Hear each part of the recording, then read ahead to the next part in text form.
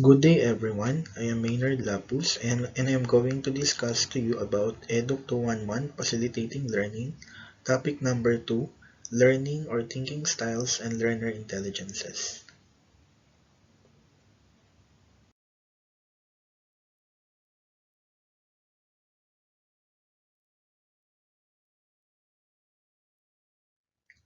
Topic number 2, Learning or Thinking Style and Learning Intelligences,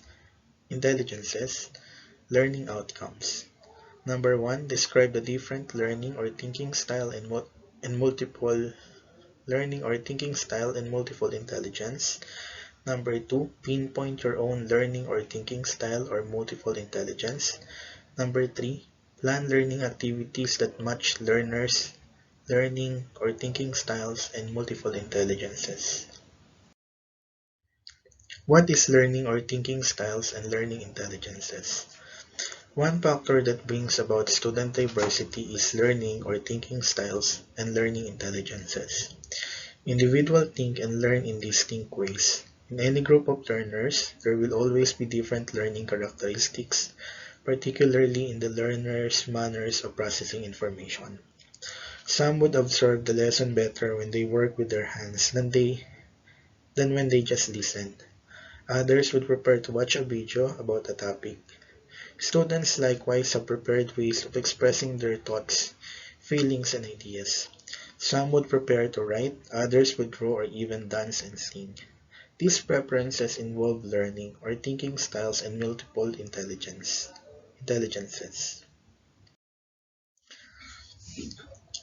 We have an advanced organizers about learning or thinking styles and multiple intelligences. What is learning or thinking style? Learning or thinking styles refer to the prepared way an individual processes information.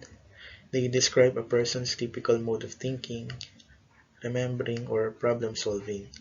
Furthermore, your particular learning or thinking style would lie at a point in a continuum.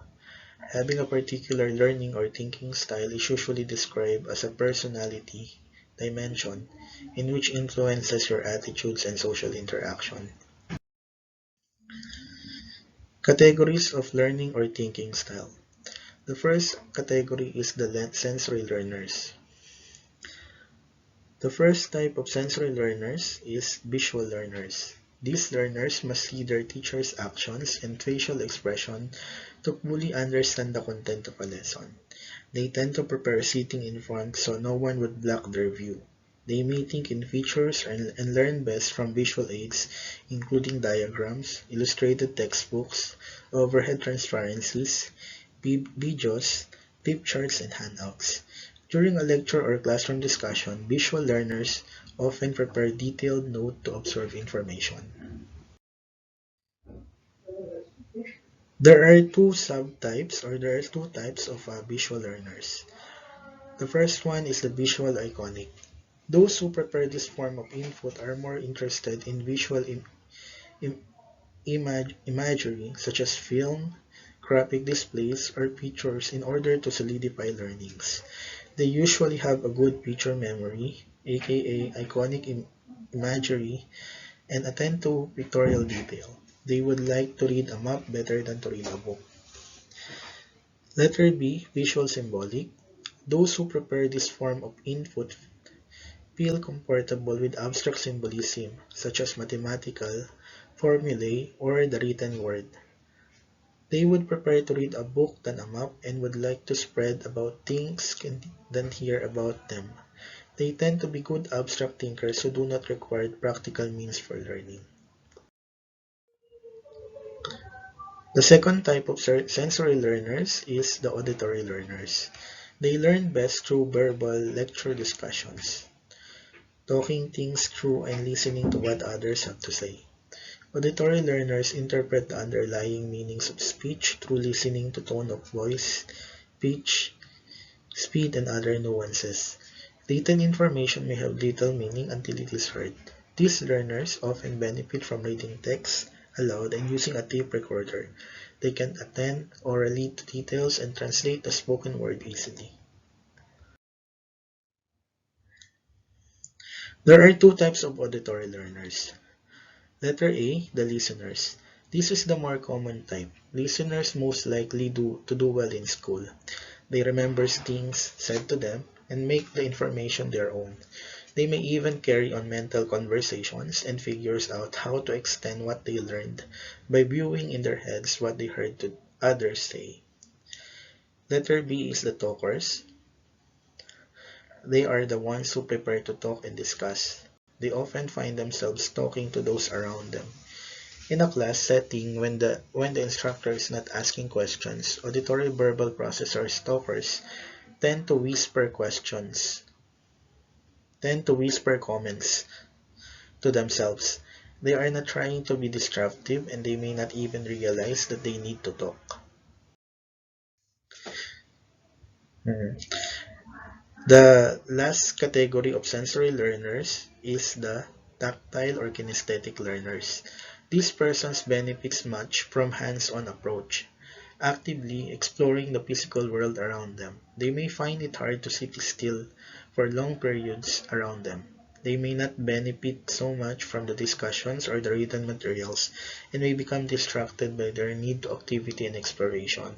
Those preparing this form of input move toward active sensory motor learning.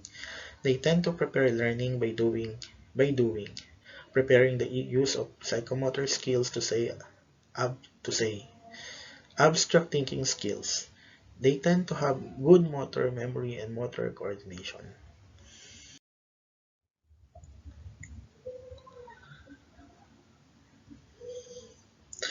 The second category of learning or thinking style is the global or analytic continuum. Two types of global or analytic continuum. The first one is the analytic. Analytic thinking tend towards the linear, step-by-step processes of learning. They tend to see the finite elements of patterns rather than the whole. They are the three seers. They are more comfortable in a world of details and hierarchies of information. The second type is the global. Global thinkers lean towards nonlinear thought and tend to see the whole pattern rather than the particle elements. They are the porous seers who give attention only to the overall structure and sometimes ignore details. Global analytic continuum and left or right brain continuum. Several theories have tied the global analytic continuum to the left brain or right brain continuum. In accord with Roger Sperry's model, the left brain continuum dominant individual is portrayed as the linear analytic, verbal, mathematical thinker, while the right brain person is one who is viewed as a global, non-linear, holistic in thought, preferences. Both sides of the brain can reason but through different strategies. A successive processor left brain prepares to learn in a step-by-step sequential format, beginning with details leading to a conceptual understanding of a skill, simultaneous to a conceptual understand a simultaneous processor right brain prepared to learn beginning with the general concepts and then going on to specifics. Comparison between left brain analytic and right brain global. Left brain analytic is verbal, right brain global is visual. Left brain responds to word meaning, right brain responds to the tone of voice. Left brain is sequential, right brain is random. Left brain processes information linearly, right brain processes information in varied order. Left brain responds to logic, right brain responds to emotion. Left brain plans ahead, right brain is impulsive. Left brain recalls people's name. Right brain recalls people faces. Left brain speaks with few gestures. Right brain gestures when speaking. Left brain is punctual. Right brain is less punctual. Left brain prepares formal study design. Right brain prepare sound or music background while studying. Left brain prepares bright lines while studying. Right brain prepare frequently mobility while studying. Multiple intelligence (MI) was first described. What is multiple intelligence? Multiple intelligence (MI) was first described by Howard Gardner in Frames of Mind in 1983. Gardner defines intelligence as an ability or set of abilities that allow a person to solve problem or passion a product that is valued in one or more cultures. Gardner believes that different intelligences may be independent abilities. A person can be low in one domain area but high in another. All, all of us possess the intelligence but in varying degrees of strength. Distinct kinds of intelligence. The first one is the visual or the spatial intelligence or the picture smart. Learning visually and organizing ideas spatially. Seeing concepts in action in order to understand them. The ability to see things in one's mind in planning to create a product or solve a problem. Number two is visual linguistic or word smart. Learning through spoken and written word. This intelligence is always valued in the traditional classroom and in traditional assessments of intelligence and achievement. Number three is mathematical or logical, number smart or logic smart. Learning through reasoning and problem solving. Also highly valued in traditional classroom where students are asked to adapt to logically sequence delivery of instruction. Number 9, I sorry, Number 4, body kinesthetic or bodily smart. Learning through interaction with one's environment. This intelligence is the domain of overly active learners. It promotes understanding through concrete experience. Number 5, musical or music smart. Learning through patterns, rhythms, and music. This includes not only auditory learning but also the identification of pattern through all the sentence. Number 6, intrapersonal or self-smart. Learning through feelings, values, and attitudes. This is decidedly an effective component of learning through which students place value on what they learn and take ownership for their learning. Number 7, interpersonal or people smart. Learning through interaction with others, not the domain of children who are simply talkative or over social. This intelligence promotes collaboration and working cooperative with others. Number 8, naturalist or nature smart. Learning through classification, categories, and hierarchies. The natural intelligence picks up on subtle differences in meaning. It is not simply the study of nature. It can be used in all areas of study. Number 9, existential or spirit smart. Learning by seeing the big picture. Why are we here? What is my role in the world? What is my place in my family, school, and community? This intelligence seeks connection to real world understanding and application of new learning. This is the end of our discussion.